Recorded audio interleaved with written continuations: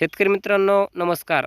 जागतिक हवामान संस्था नोआकडून 2025चा प्रथम मान्सूनचा अंदाज व्यक्त करण्यात आला आहे. तसेच यंदा एल निनो किंवा ला निनोचा प्रभाव मान्सूनवर पडणार का याबाबतही नोआने खुलासा केला आहे.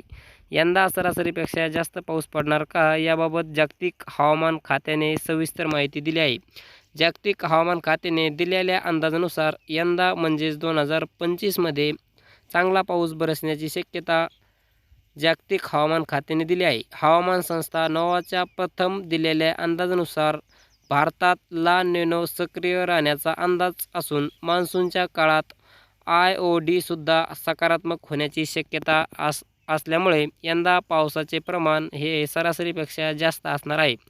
जागतिक हवामान संस्था नोआने महाराष्ट्रासाठी दिलेल्या अंदाजानुसार जूनपर्यंत स्थिती अशीच असेल, नंतर सरासरीपेक्षा अधिक पाऊस पडण्याची शक्यता आहे. मात्र यंदा देशात चांगला मान्सून बरसणार असल्यामुळे शेतकऱ्यांसाठी ही सर्वात मोठी दिलासादायक बातमी आहे.